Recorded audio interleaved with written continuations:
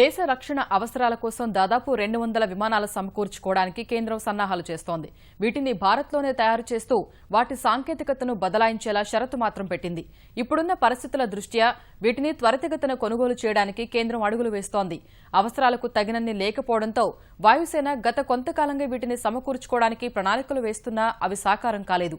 రష్యాకు చెందిన పాత విమానాలను తొలగించి వాటి స్థానంలో కొత్త వాటిని తీసుకోవాలని కేంద్రం చూస్తోండగా ఈ మొత్తం కొనుగోళ్లకు సుమారు 1,00,000 కోట్లు అవసరమవుతాయని నిపుణులు అంచనా వేస్తున్నారు.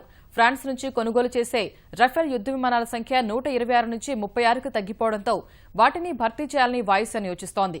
భారత్లో తయారీ కార్యక్రమానికి ఊతమిచ్చేలా విదేశీ తయారీదారులు భారత్కు వచ్చి ఉత్పత్తి చేసేలా సర్కారు భావిస్తోంది. ఇందుకోసం చాలా దేశాలకు లేఖలు పంపగా కొన్ని సంస్థలు స్పందించాయి. భారత్లోనే ఉత్పత్తి చేస్తూ ఎగుమతి చేయడానికి వీలుగా తయారీ చేస్తామని లాక్హీడ్ మార్టిన్ సంస్థ తెలిపింది. తేలికపాటి విమానాలైన తేజస్ల సంఖ్యను పెంచాలని వాయుసేన కోరింది.